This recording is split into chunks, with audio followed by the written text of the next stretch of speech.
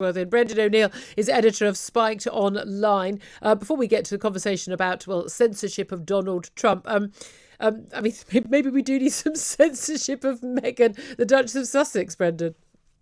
Oh, I do wish she'd pipe down a little bit. I mean, I think, she does actually pose a threat to press freedom. That's my view.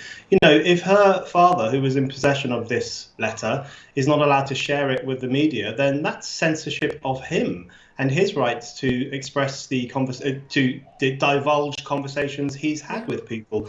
She uses her advisors to plant stories about herself all the time, and then she tries to nip in the bud any story from someone else that might be embarrassing. So she's playing the media like a fiddle, and I think lots of them need to wake up to it. Yeah, indeed. Well, I'm an offender as well, so I shall slap my hand for it. Let's talk about more serious issues of censorship, because we're actually talking about someone who was a democratically elected president of the United States. Funnily enough, he still thinks he's a democratically elected president of the United States since November. That's Donald Trump. Yesterday, we learned that he is to remain banned from Facebook and Instagram after the site's oversight board yesterday upheld the decision to restrict the former president from using the platforms, basically to ban him. They declared that he had used them to incite violent insurrection against a democratically elected government when we saw those Capitol Hill riots, the storming of Capitol Hill on 6th of January, which caused the deaths of 5 people. He was banned either permanently or temporarily by really every major social media platform, including Twitter, where he had massively used that platform to garner support ahead of his election, both in 2016 and the attempt at re-election in 2020. Do you think, first of all, it was the right or the wrong decision of Facebook and all the other social media to ban him after that insurrection? And do you think it was the right decision to uphold it yesterday? I think it was completely the wrong decision to ban him. I thought it was absolute overreach by the billionaire tech overlords. And it really demonstrated how much of a threat they pose to freedom of speech and to democracy. He was the sitting president of the United States at the time, and he was silenced in what is the contemporary public square. Whether we like it or not, Facebook, Twitter, and all these other social media outlets, that is the forum in which discussion takes place, politics takes place, in which politicians talk to citizens. That's where it all happens. If you get expelled from there, then you're in trouble. So what we had were these unaccountable, unelected oligarchs in Silicon Valley decreeing that this politician, voted for by millions of people, was not allowed to express himself online. So that was a really worrying step. And I think it was completely wrong of the oversight board to uphold the decision. And I think they know it's wrong because they really caveated their decision. They said this can't go on forever. We need more transparency about decisions like this. Facebook needs to answer some questions. So I think at some level they know it's wrong for an unaccountable business to ban what was then an elected politician. And that's the key thing. It is one thing when it is private citizens, and I think that's bad enough. Then picking and choosing what is and what is not acceptable, picking and choosing who is a good or a bad person. But it's quite another when someone is an elected president.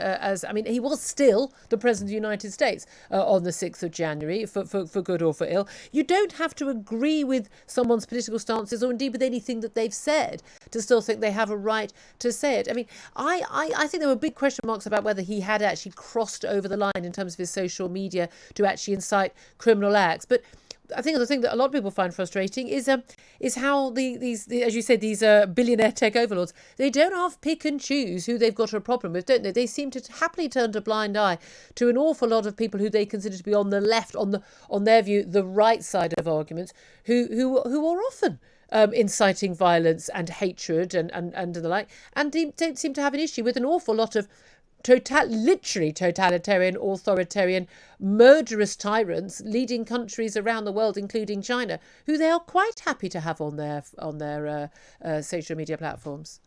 Absolutely right. They left up a tweet by a Chinese official boasting essentially about the brainwashing of women in Xinjiang, saying, look, we've re-educated these women. Isn't this wonderful? They left that up, and we all know what that is a euphemism for. That's a euphemism for severe Chinese repression of women and men in the Xinjiang province. So they were happy with that. But then when Trump, shoots his mouth off in his typical way, they leap on that because because Silicon Valley is on a particular side in politics, and it was absolutely determined that Joe Biden would win, which is why it was banning Trump tweets even in throughout 2020. And it is on the side of woke politics. It also bans feminists and women and others who criticize transgender politics or who misgender people, to use the correct phrase. It bans people who for saying that someone who's biologically born a man and is still a man, or whatever someone changes their name to. Simply saying that is now considered to be so beyond the pale. You're not allowed to stay on social media. Absolutely right. I mean, look at the Canadian feminist Megan Murphy, very intelligent feminist, very good writer. She was permanently banned from Twitter for referring to a biological male as he. And this is someone who was doing some pretty bad things to women. And this is the guy who was trying to be waxed by female waxers, even though he was a male and they didn't want to do it. We're talking about a pretty unpleasant character here. Megan Murphy referred to him as he, and she was banned. So, it's really stupid of the left to nod along and cheer along as Silicon Valley bans all these people, because it could very easily be turned against them in the future. If you give the green light to censorship, you're setting yourself up for censorship at some point when the winds change. So we have to challenge censorship in all situations, especially online, which is where most public discussion now takes place. Indeed. Thank you very much indeed, Brendan O'Neill, editor of Spiked Online. It's 8.